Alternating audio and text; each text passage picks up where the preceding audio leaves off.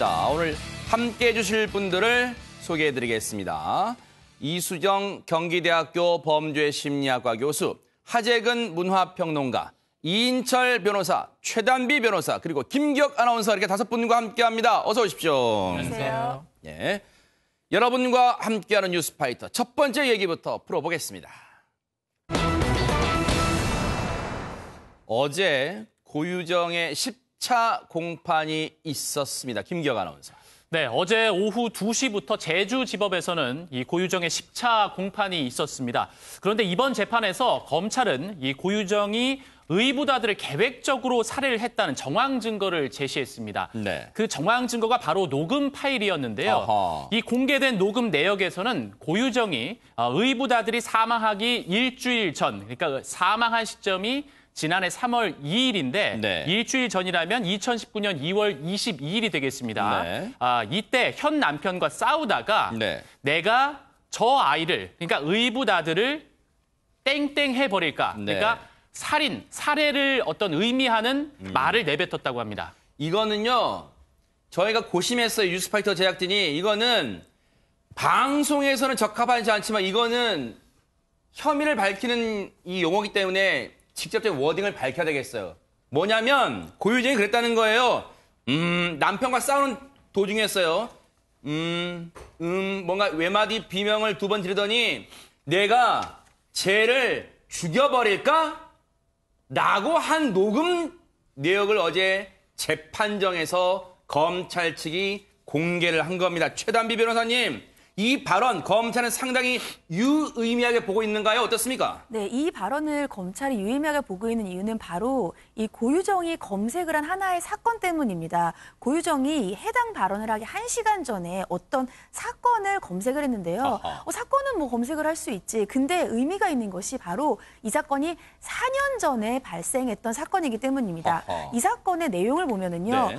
의붓아들의 살인 사건과 매우 유사한 점이 많은데 네. 해당 사건은 2015년에 일어난 사건입니다. 네. 50대의 남성이 치매에 걸린 어머니의 얼굴을 베개로 눌러서 질식사시켰던 사건이었는데요. 세상에네. 당시 부검을 통해서 밝혀진 이 모친의 사인은 비구폐쇄성 질식사였는데 이 네. 비구폐쇄성 질식사는 특징이 뭐냐면 물론 이 외부에 의한 어떠한 압력에 의해서 사망을 할 수도 있지만 사고로 인해서 비구가 폐쇄되면서 사망을 할 수도 있는 범죄인 거예요. 그래서 해부학적으로 봤을 때도 이것이 반드시 살인이다 이렇게 확정을 할 수가 없는 사건이고요. 비구폐쇄라는 게 말 그대로 코와 입이 막힌다는 맞습니다. 거잖아요. 그러니까 살인일 수도 있지만 사고살 수도 있는 거예요.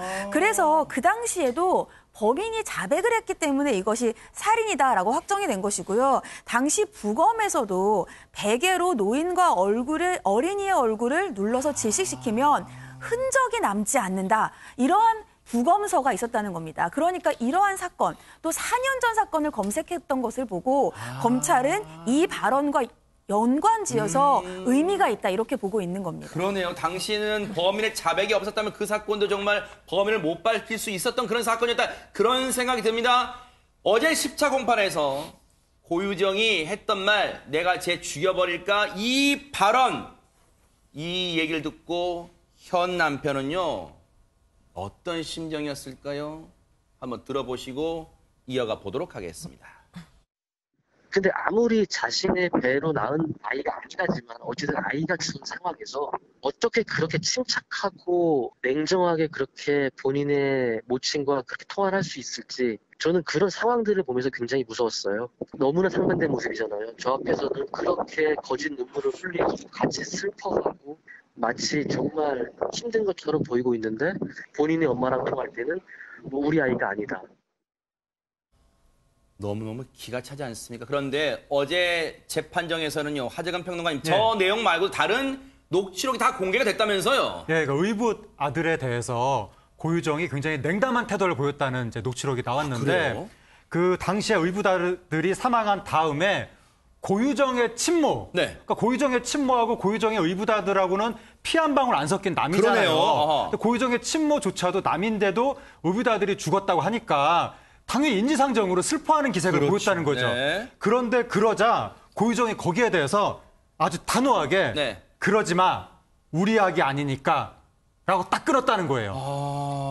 너무 소름 끼치는데 예, 이거. 그러니까 남이라고 해도 아이가 죽었다고 하면 불쌍하다, 뭐 슬퍼하고 그게 인지상정인데 네. 고유정은 남이 아니라 자기 의붓아들인데도 불구하고 그러지 마, 우리 아기 아니니까라고 단호하게 끊을 정도로 아하. 그렇게 자기 그 의붓아들한테 냉담한 태도였다라는 네. 게 나온 것이고 네. 그다음에 이제 경찰 수사 보고서 내용이 공개가 됐는데 아, 그래요? 수사받을 당시에 고유정이 우는 소리를 내서 이 사람이 좀 울고 있나라고 하면 수사관이 쳐다보니까 눈물을 흘리지 않고 있더라는 거예요. 세상에. 우는 소리만 내고 있더라. 아. 그러니까 고유정이 정말 능수능란하게 남들한테 자기가 슬퍼하는 듯한 태도를 연기할 수 있는 사람이구나. 아하. 그 정황이 나온 겁니다. 이거는요 혹시 이수정 교수님 네.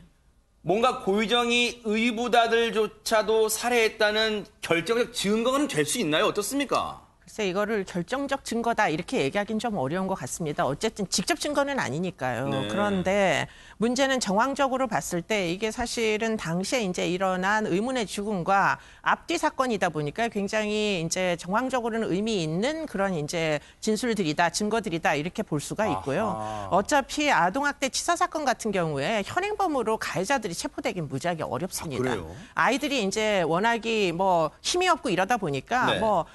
뭐 아이가 이제 인명피해가 난 다음에 뭐 1년 이후에 발견되는 사건도 있고 뭐 네. 이렇기 때문에 사실은 직접 증거가 없이도 아동학대 행위자들에게 유죄 판결을 내린 판례들은 굉장히 많이 있거든요. 네. 그런 차원에서 보자면 지금 고유정의 진술들이나 지금 모친과의 대화 내용 그리고는 이제 검색 기록 이런 것들은 굉장히 간접 증거로서도 의미 있는 아이가 일단은 학대를 받다가 지금 사망을 한 거잖아요. 그렇죠. 어떻게 보면 1회긴 했으나 네. 그러나 이제 이런 사건들이 왜 이제 아이가 딱히 지병이 없는데 네. 이렇게 각혈을 하면서 사망을 했느냐 하는 거를 이제 밝히려고 하면 그때 그 당시에 아이가 누구랑 함께 있었느냐 이런 것부터 이제 다 따져야 되는데 네. 문제는 당시 새벽 시간대에 아이가 이제 사망할 그러니까요. 때 누가 깨 있었습니까? 아하. 검색 기록을 보면 고유정이 깨 있었고 네. 그리고는 이제 고유정이 결국은 그 각혈한 그 증거물을 다 없앤 것도 고유정이고 그러네요. 그리고는 심지어 지금 나온 재판정에서 나온 이런 네. 종류의 이제 정황적인 내용들이 네.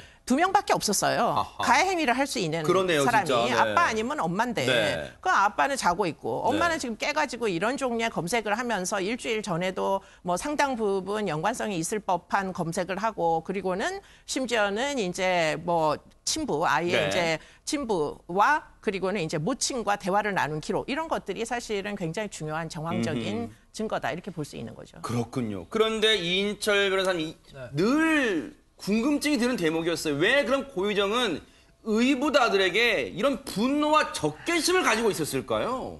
저도 사실 그게 가장 궁금했습니다. 아하. 전 남편 사례는 뭐 범행 동기가 이제 어느 정도 나왔잖아요. 근데 이 아무 죄 없는 이 어린아이, 이 의붓아들을 왜 살해했을까? 근데 어저께 궁금증이 풀렸습니다. 뭘까요? 검찰이 이제 증거를 제출했는데 네. 고유정이 현 남편에게 보낸 메시지가 공개가 아, 됐어요. 네. 자, 이런 내용이 있습니다.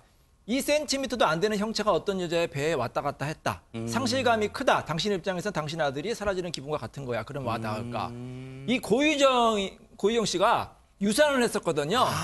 유산을 하니까 물론 이제 뭐 거기에 대한 슬픔과 허탈 분노가 있었겠죠.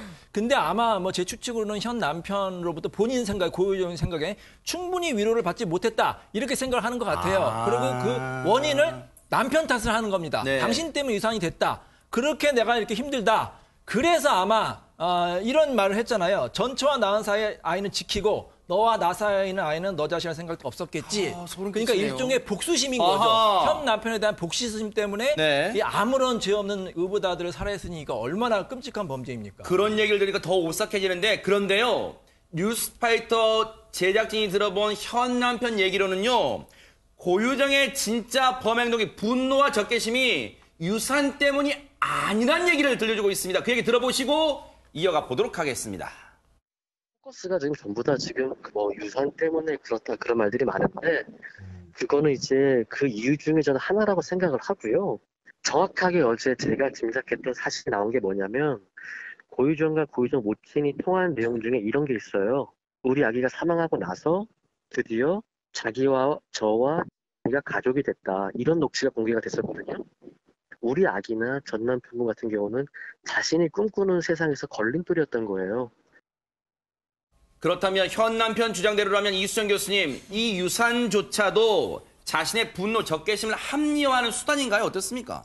글쎄, 뭐 그렇게까지 얘기하기는 좀 어려워 보이는 게 네. 보통 보면 출산 후에도 산후 우울증이 있고, 네. 그러니까 호르몬이 이제 굉장히 불균형해지면서 여성들이 이제 여러 가지로 감정의 기복이 많아지거든요. 네. 그렇기 때문에 유산으로 인한 영향은 완전히 배제할 수는 없습니다만 네. 지금 이제 현 남편의 주장은 뭐냐면 네. 그것만이 아니다. 네. 뭐 우발적으로 이렇게 갑작스럽게 무슨 뭐 생각이 격분해가지고 아이를 네. 사망한 게 아니라 사망시킨 게 아니고 네. 결국에는 궁극적으로 고유정이 원하던 것은 완벽한 가정인데 음흠. 지금 현재 남편과 아이를 낳지 못하니까 네. 결국에는 지금 이제 자기 자식이 있었잖아요. 전 남편의 자식. 네. 그렇기 때문에 그 전 남편의 자식과 현재 남편만 있으면 그러면 나는 완벽한 엄마 아빠 아이가 있는 완벽한 가정을 꾸릴 수 있다라는 종류의 일종의 이런 것들은 이런 종류의 사고는 거의 성격 장애입니다. 그렇기 때문에 이제 자기가 완벽한 가정을 꾸리는 게 결국은 궁극적인 목적인데 네. 그 완벽한 가정 안에 사실은 이 현재 남편과의 아이들이 있으면 제일 좋았겠죠. 네. 근데 그게 불발했잖아요. 네. 그러다 보니까 전 남편과의 아이라도 끌고 와야 완벽한 엄마, 아빠, 아이의 가정이 되는데 네. 그것을 꾸미기 위해서 전 남편도 죽이고 의붓 자식도 죽이고 이래야 완벽한 세 명의 가정을 꾸리는 네. 게 결국 목적이었다. 그러니까 굉장히 냉혈한적인 합리적인 사고를 하는 네. 궁극적인 목표가 있어가지고 두 사람을 죽인 거죠. 아하. 의부다들 살해 의혹, 검찰이 주장하는 살해 의혹의 고유정책 변호인은 검찰이 끼워 맞추기식 소설을 쓰고 있다고 반박하고 있는데요. 고유정에 대한 재판은 오는 20일까지 이어지고 내달 초에 선고가 이어질 예정입니다. 뉴스파이터가 계속해서 이 사건, 이 재판 따라붙어 보도록 하겠습니다.